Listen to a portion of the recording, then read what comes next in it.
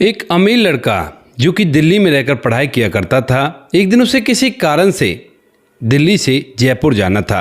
वह railway station पर जाता है और वहां पर जाकर कुछ ऐसा देखता है जिसे देखने के बाद वह हैरान होता है, क्योंकि वहां पर एक बेहद ही खूबसूरत लड़की जो कि लोगों से भीख मांग रही थी। उसके दिमाग में ढेर सारी बातें तो आती हैं, लेकिन इतनी ही उसकी ट्रेन आ जाती है और वह अपनी ट्रेन के उस डब्बे में बैठ जाता है जो कि उसने रिजर्व करवा रखा था। लेकिन थोड़ी देर में वो लड़की भीख मांगते हुए उसके पास आ जाती है और जैसे ही वो उसको अपने सामने देखता है तो उसे 500 रुपये देने लगता है। लेकिन लड़की उन पैसों को लेने से मना कर देती है और आगे बढ़ जाती है। उसके बाद वह लड़का उसके पीछे पीछे चलता है और इसके बाद कुछ ऐसा होता है कि यहाँ पर यह लड़का उस लड़की से शादी कर बैठता है। क्या हुआ था ऐसा, पूरी सच्चाई के बारे में जानने के लिए वीडियो को अंत तक जरूर देखें। नमस्कार दोस्तों, मेरा नाम है जीतू और आप लोग देख रहे हो ब्रेन निर्माण चैनल। वीडियो को ज़्यादा से ज़्यादा शेयर करें और चैनल को सब्सक्राइब करना ना भूलें ताकि मेरा हौसला बढ़ता रहे।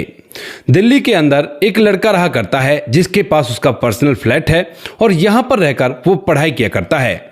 लड़के का नाम अर्जुन होता है और लड़का जो है पीछे से राजस्थान के जयपुर का रहने वाला है। उसके पिता के पास अच्छी खासी पुश्तैनी जमीन है और ढेर सारे व्यापार उसके चले हुए हैं, तो यानी कि आप लोग कह सकते हो ये एक करोड़पति लड़का है। अब जो अर्जुन होता है, यानी कि उस लड़के का नाम अर्जुन था, तो जो अर्जुन होता है वह अब यहाँ पर मौज से अपनी ज़िंदगी जी रहा था और अपनी अमीरी के साथ ही अपनी ज़िंदगी को जिया करता था। यानी कि पिता उसके पास पैसे भेज दिया करते हैं और उन पैसों का भरपूर उपयोग वो किया करता है। लेकिन उस लड़के के अंदर मानवता वास किया करती थी और वह साधारण तरीके से ज़्यादातर अपनी ज़िंदगी को जिया करता था और जो पैसे उसके पिता भेजा करते थे उनमें से काफ़ी सारे पैसों को तो इधर उधर लोगों की भलाई में लोगों को दे दिया करता था। वैसे ही जिस तरह से उसका व्यवहार था उसी तरह से उसे साधारण रहना भी पसंद था और जब भी कभी उसे इधर से उधर जाना होता है तो वह अपनी गाड़ी ना लेकर के वह ऑटो रिक्शा से या फिर बसों से, यानी कि पब्लिक ट्रांसपोर्ट का यूज़ किया करता है।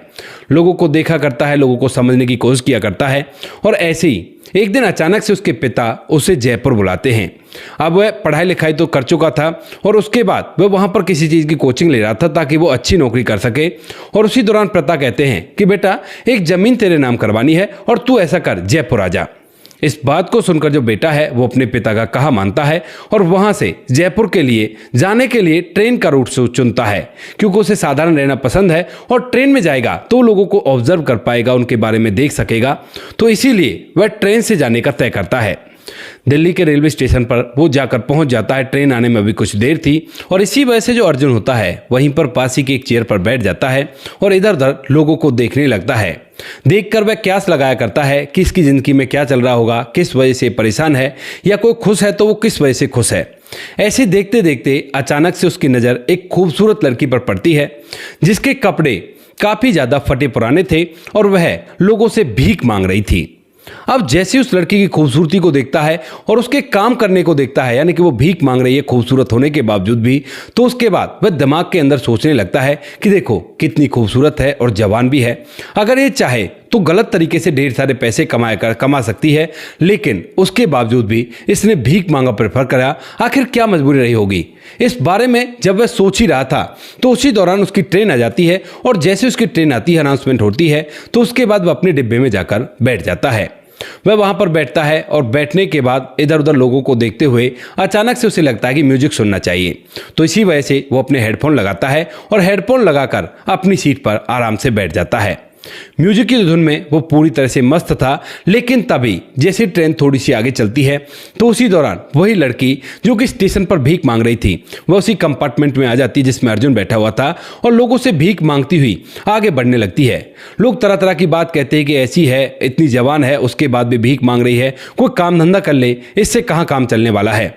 अब इन सभी बातों को सुनते सुनते वह लड़की जिसका नाम मीरा होता है वह भीख मांगते मांगते अर्जुन के पास पहुंच जाती है।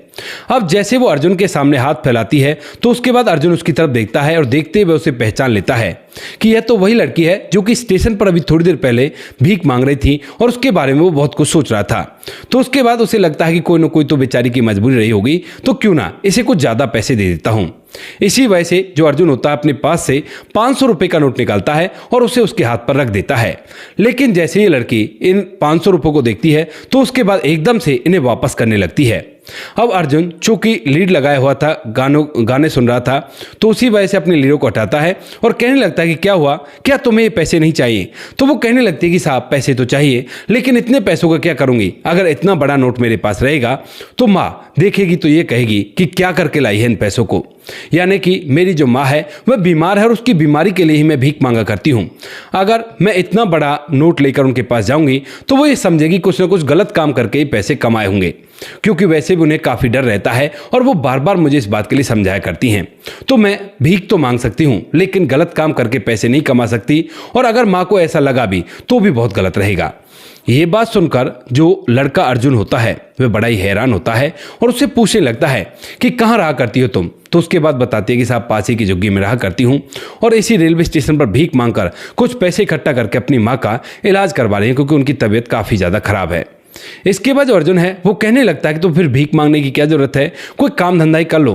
तो यहाँ पर जो लड़की मीरा होती है वो कहती है कि साहब बात तो आपकी सही है, मैंने भी यही सोचा था, लेकिन जहाँ भी काम करती हूँ वहाँ पर लोग मुझ पर गलत निगाह रखते हैं और फिर भी भीख से कुछ उससे ज़्यादा पैसे कम जाया करते हैं।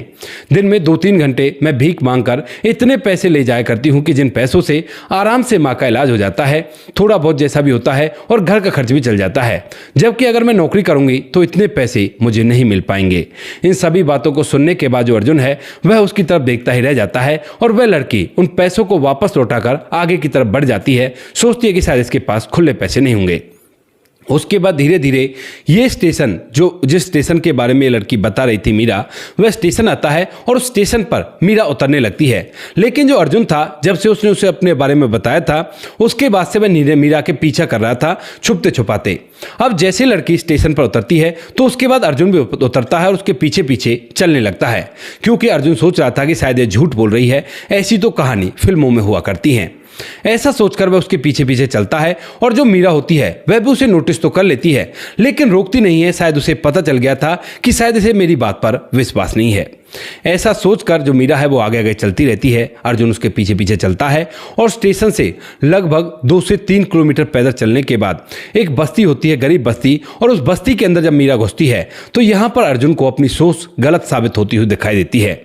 उसके बाद भी अर्जुन उसके पीछे पीछे चलता है और जैसे अर्जुन उस जगह पर पहुंचता है जहां पर वो लड़की घुसी थी तो उसके बाद वह भी उसमें घुस जाता है और तभी जो मीरा होती है मानो उसके स्वागत में खड़ी हो और कहती है कि आइए साहब देख लीजिए, सच में मेरी माँ बीमार है और ये मेरी मजबूरी है, ना कि मेरा शौक है भीख मांगने का। अब जैसे अर्जुन ये देखता है कि उसे सब कुछ पता है तो उसके बाद वह कहने लगता है कि सॉरी, मुझे माफ़ कर देना, मैंने आप पर शक किया, लेकिन करे भी क्यों ना कि आज की दुनिया में बहुत सारे लोग अलग चेहरा लगाकर घूमा करते हैं। तो उसके बाद मीरा कहती है कि हाँ साहब बात तो आपकी सही है, लेकिन मैं ऐसी नहीं हूँ। उसके बाद जो अर्जुन होता है वहाँ पर पड़ी हुई उसकी माँ को देखता है जो कि बिस्तर में पड़ी हुई है और टूटा फूटा झोपड़ा है जहाँ पर ऊपर से धूप भी उसके ऊपर आ रही है। उसके बाद जो अर्जुन होता है वह जाता है और जाकर कहने लगता है कि माँ जी आपको क्या प्रॉब्लम है। तो उसके बाद जो बुजुर्ग महिला होती है यानी कि मीरा की जो माँ थी वो कहने लगती है कि बेटा मेरे ना पेट में बहुत जोर से दर्द होता है और जलन भी होती है। यहाँ पर जो मीरा है वो तभी आगे आती है और कहती है कि मेरी माँ को ना टीबी है और इनका इलाज अच्छी तरह से मैं नहीं कर पा रही हूँ, क्योंकि भीख से जो पैसे मिला करते हैं उनसे जैसे तैसे ही इनकी थोड़ी बहुत दवाइयाँ लेकर आती हूँ और उन्होंने भी अब काम करना बंद कर दिया है। इसके बाद जो अर्जुन होता है वो कहता है कि ठीक है, तो क्या मैं आपकी माँ को दिखा सकता हूँ? ये तो मैं कर ही सकता हूँ, आप मेरी मदद नहीं लेना चाहती, मैंने आपको रुपए दिए थे तो इनका इलाज तो मैं करवा ही सकता हूँ। तो उसके बाद जो मीरा है वो कहती है कि हाँ इलाज तो करवा दो, लेकिन मैं ना आपके पैसे चुका दूंगी और आपको वो पैसे वापस लेने होंगे। इस बात को सुनकर अर्जुन मुस्कुराता है, मन ही मन सोचता है कि ये तो खुददार भी है, और उसके बाद कहता है कि ठीक है कोई बात नहीं, तुम मेरे पैसे दे देना। उसके बाद जो मीरा होती है वह उसके साथ अपनी माँ को भेजने के लिए तैयार हो जाती है और जो अर्जुन होता है वो अपना फ़ोन स्विच ऑफ कर लेता है, क्योंकि उसे पता है कि उसके पिता फ़ोन करेंगे बार बार और वह पहले इसकी मदद करना चाहता है, क्योंकि इंसानियत उसके अंदर वास किया करती है। उसके बाद अर्जुन एक एम्बुलेंस बुलाता है और पास ही के नज़दीकी हॉस्पिटल में उसे ले जाकर भर्ती करता है। वहाँ पर जाने के बाद डॉक्टर साहब जो होते हैं वो उसके कागज़ों को देखते हैं और कागज़ों को देखने के बाद कहने लगते हैं कि इन्हें ना इलाज की ज़रूरत है और 3 दिन तो इसे कम से कम एडमिट रहना पड़ेगा। तो जो अर्जुन होता है कि कहता है कि ठीक है सर, आप इलाज चालू कीजिए और 3 दिन का जितना भी खर्चा आएगा वो मैं दूंगा। यहाँ पर जो अर्जुन होता है पास ही में एक होटल ले लेता है और उस होटल के अंदर रहकर उस बुजुर्ग महिला का 3 दिन तक वहीं पर इलाज करवाता है। इधर जो उसकी बेटी होती है मीरा, वह घर पर जाया करती है, खाना पीना लेकर आया करती है बनाकर, और अर्जुन ने ही उसे खाने पीने बनाने के पैसे दे दिए थे। अब धीरे धीरे 3 दिन कंप्लीट होते हैं और 3 दिनों के अंदर मीरा और अर्जुन एक दूसरे से काफ़ी ज़्यादा घुल मिल गए थे। मीरा बताती है कि हमेशा से हम ऐसे नहीं थे, जब पापा जिंदा थे तो उसके बाद हमारी ज़िंदगी आराम से चल रही थी और मैं पढ़ने के लिए भी जाया करती थी, लेकिन पापा एक हादसे में इस दुनिया को छोड़कर चले गए और उसके बाद मेरी पढ़ाई लिखाई बंद हुई सो हुई, लेकिन मेरी माँ की तबीयत भी खराब रहने लगी। जब माँ की तबीयत खराब रहने लगती है तो उसके बाद मजबूरन मुझे भीख मांगने का ही सहारा लेना पड़ता है। इन बातों को कहते हुए मीरा एक बार रोने भी लगती है तो अर्जुन उसे सहारा देता है। 3 दिन कंप्लीट होने के बाद जो डॉक्टर साहब हैं वो कह देते हैं कि अब इनकी छुट्टी हो जाएगी, कोई भी दिक्कत नहीं है, और आप ऐसा करो, आप घर जा सकते हो और इनका जो भी बिल है वो मैंने आपको दे दिया है और इनकी 6 महीने की दवाई भी मैंने लिख दी है। इसके बाद यहाँ पर जो अर्जुन होता है उस बिल को चुकाता है और बिल को चुकाने के बाद उन सारी दवाइयों को खरीद कर मीरा के हाथ में थमाता है और उसके बाद कहता है कि अब तुम घर जा सकती हो, मुझे भी एक ज़रूरी काम है और वहाँ पर मुझे जाना है। इसके बाद जो मीरा होती है वह कहने लगती है कि ठीक है, लेकिन बाद में आप हमसे मिलने के लिए ज़रूर आना। तो उसके बाद अर्जुन कहता है कि ठीक है, मैं उस काम को कराता हूँ और उसके बाद आपसे ज़रूर मिलूंगा। ऐसा कहकर जो अर्जुन है उसे जाने के लिए कह देता है और खुद यहाँ पर अपना मोबाइल फ़ोन ऑन करता है। जैसे वो फ़ोन ऑन करता है तो उसके बाद उसके पिता का फ़ोन आता है और उसके बाद जो पिता है उसे धमकाने लगता है। वो कहता है कि पिताजी, मेरा यहाँ पर आना ज़रूरी था और इसीलिए मैंने फ़ोन स्विच ऑफ किया था कि आप डांट मारोगे, कोई बात नहीं, आपको जितना डांटना है उतना आप डांट सकते हो। उसके बाद जो पिता होता है वो कहता है कि ठीक है, तो कोई बात नहीं, फ़ौरन से यहाँ पर आ जा, आप टाइम मत लगा। तो उसके बाद जो अर्जुन होता है वो जयपुर जाता है और जयपुर जाकर उस काम को करवाता है जिस काम के लिए उसका पिता उसे बुला रहा था। अर्जुन ने वो काम तो करवा दिया था, लेकिन जो पिता होता है वह इस बात को जानना चाहता है कि 3 दिन तक इसने अपना फ़ोन स्विच ऑफ क्यों किया और उसी टाइम पर उसने उसकी जांच पड़ताल निकालने के लिए कुछ लोगों को भेजा था और उसे पता चल गया था कि एक भीख मांगने वाली लड़की की ये मदद कर रहा था। तो यहाँ पर पिता भी उससे कुछ भी नहीं कहता है और कहता है कि ठीक है बेटा, काम हो गया, अब तुम जाकर अपनी पढ़ाई कर सकते हो। अर्जुन वहाँ से वापस आता है और वापस आने के बाद उसे याद था कि उसे मीरा से मुलाकात करनी है और इसीलिए वह मीरा के घर पर पहुँच जाता है। अब जैसे वो मीरा के घर पर जाता है तो वहाँ पर बिल्कुल भी खाने पीने का सामान नहीं था और वो लोग बुरी तरह से व्याकुल थे, क्योंकि यहाँ पर जो अर्जुन होता है वह उन्हें दवाई तो दे गया था लेकिन पैसे नहीं दे गया था और डॉक्टर साहब ने कहा था कि इनकी देखरेख की सख्त ज़रूरत है अभी कुछ दिनों तक, उसके बाद भले ही कुछ भी कर लेना। तो यहाँ पर मीरा के पास खाने पीने का कोई खास सामान नहीं होता है। जो भी सामान था वो अपनी माँ को पकाकर खिला चुकी थी और खुद पिछले 3 दिन से भूखी थी लगातार, यानी कि इतनी ज़्यादा तो उसने नहीं खाया था, थोड़ा बहुत स्टार्टिंग में खा रही थी और पिछले 1 दिन से तो उसने कुछ भी नहीं खाया है। अब जैसे अर्जुन यहाँ पर आता है तो उसके बाद मीरा, जो कि काफ़ी ज़्यादा भूखी थी और सामने एक दयावान व्यक्ति था, तो इसी वजह से अर्जुन को देखते ही मीरा की आंखों में आंसू आ जाते हैं। और जब अर्जुन मीरा की आंखों में आंसू देखता है तो पूछने लगता है कि मीरा, क्या हुआ, तुम इस तरह से क्यों रो रही हो। तो उसके बाद मीरा कहती है कि नहीं कुछ नहीं, तुम्हें देखकर वैसे ही आंखों में आंसू आ गए। लेकिन तभी यहाँ पर जो मीरा की माँ होती है वह कह देती है कि बेटा, इसने ना पिछले 3 दिनों से ढंग से खाना नहीं खाया है और 1 दिन से तो कुछ भी नहीं खाया है, बस जो कुछ भी घर में था वो मुझे खिला दिया है और भूखी बैठी हुई है, यहाँ से जा भी नहीं रही। मैं कह रही थी कि बेटा थोड़ा बहुत मांग कर लिया, उससे पेट भर लेना, लेकिन ये मना कर देती, कहती कि आपका ख्याल रखना बहुत ही जरूरी है। जब अर्जुन इस समस्या को देखता है तो उसके बाद उसे इस समस्या का एक ही समाधान दिखता है और वह सोचता है कि क्यों ना इनको मैं अपने फ्लैट पर ले जाऊं और वहां पर जब तक ये ठीक होती हो तो उतने दिन तक मैं इसे वहां पर रख लूंगा। इसके बाद वह कहता है कि ठीक है, तो कोई बात नहीं, आप ऐसा करो, आप मेरे साथ चलो। अब चूंकि अर्जुन को मीरा अच्छी तरह से जान पहचान चुकी थी तो उसके बाद मना नहीं कर पाती है और कहती है कि ठीक है, चलो जहां पर ले चलोगे। तो उसके बाद जो अर्जुन होता है वो एक टैक्सी मंगाता है और टैक्सी के अंदर इनका जो भी छोटा मोटा सामान होता है और दोनों माँ बेटी को लेकर सीधा अपने फ्लैट पर पहुंच जाता है। फ्लैट पर जाने के बाद जो अर्जुन होता है वह उनसे कहता है कि देखो ये मेरा फ्लैट है और आज से आपको यहीं पर रहना है। मीरा से कहता है कि मुझे तुम सामान की लिस्ट बना दो, आज से खाना मेरे फ्लैट पर ही बनेगा, क्योंकि अब तक तो वह होटल से खाना मंगा लिया करता था। उसके बाद मीरा भी चहकते हुए लिस्ट बनाकर दे देती है और अर्जुन सामान लाकर अपने फ्लैट में सामान भर लेता है। यहाँ पर जैसे उनको रहते हुए 2 से 3 दिन बीतते हैं तो उसी दौरान ये बात कि मीरा उनके घर पर रहा करती है, वही बेकार लड़की, और उसकी माँ भी वहीं पर रहा करती है, वह अर्जुन के पिता को पता चल जाती है। और जैसे उसे ये बात पता चलती है तो वह अपने बेटे को धमकाने लगता है। कहता है कि बेटा देख, ये बिल्कुल भी ठीक नहीं है और तू बिल्कुल गलत कर रहा है। अगर ऐसा ही रहा तो उसके बाद देख लेना, मैं तुम्हें अपनी जायदाद से बेदखल कर दूंगा। इस बात को सुनकर यहाँ पर जो बेटा होता है वो कहता है कि पिताजी, आप भले ही मुझे जायदाद से बेदखल कर दो, लेकिन इनको ज़रूरत है किसी की मदद की और मैं इनकी मदद जरूर करके रहूँगा, क्योंकि इनकी माँ की तबीयत काफ़ी ज़्यादा ख़राब है और ऐसे ऐसे बात है। तो इस बात को सुनकर जो पिता होता है वह समझ जाता है कि शायद ये मदद ही कर रहा है, और इसी वजह से वह कहता है कि ठीक है बेटा, अगर ऐसी बात है तो बेशक से मदद कर लो। और मानते भी क्यों ना, क्योंकि अर्जुन उनका इकलौता बेटा था और वही उनकी सारी प्रॉपर्टी का मालिक था।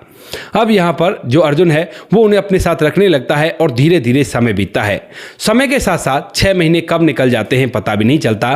और बीच में एक बार जो मीरा होती है वह ये भी कहती है, क्योंकि अर्जुन ने कहा था कि घर पर नौकर लग लेते हैं, तो मीरा मना कर देती है। कहती है कि साहब आपके इतने सारे एहसान हैं तो क्यों ना मैं घर का काम खुद ही कर लिया करती हूँ और आपको नौकर रखने की ज़रूरत नहीं है।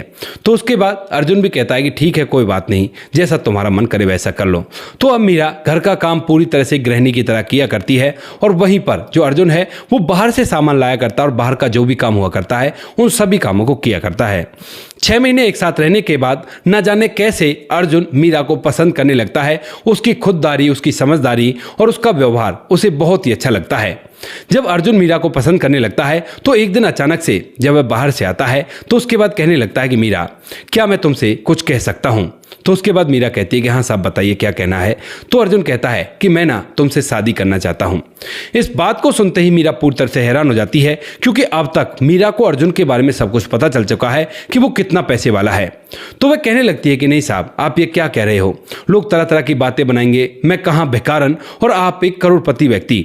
तो उसके बाद जो अर्जुन है वो कहता है कि देखो, मुझे नहीं मतलब कि तुम भीख मांगा करती थी या क्या किया करती हो, मैं बस तुमसे प्यार कर बैठा हूं, क्योंकि तुम्हारा व्यवहार मुझे बड़ा ही अच्छा लगा और जिस तरह से मैं लोगों को परखा करता हूं तो तुम्हारे जैसी पत्नी मिलना बड़ा ही मुश्किल है, जो कि इतनी ईमानदार हो कि लोग उसे चाहकर भी अपनी बातों में नहीं बहका सकते। इस बात को सुनकर जो मीरा होती है वह सोचती है और सोचने के बाद कहती है कि साहब अगर आप यही चाहते हो तो बेशक से मैं शादी कर सकती हूँ। इसके बाद जो अर्जुन होता है वह अपने पिता से बात करता है और पिता इस बात को सुनकर फिर से आग बबूला तो होता है, लेकिन जब बेटा समझाता है कहता है कि पिताजी, आज के ज़माने में आपको पता है कि कैसी कैसी पत्नियां घर के अंदर आया करती हैं और वो घर को बर्बाद कर दिया करती हैं। इनके पास रुपए पैसे तो नहीं है, रुपए पैसे हमारे पास काफ़ी है और हम अपने जीवन को आराम से जी सकते हैं। तो जब बेटा पिता को समझाता है तो पिता के भी समझ में आता है, क्योंकि इधर उधर के ढेर सारे केस उन्होंने ऐसे सुन रखे थे और इसी वजह से वो कहता है कि ठीक है बेटा, तुम उससे शादी कर लो।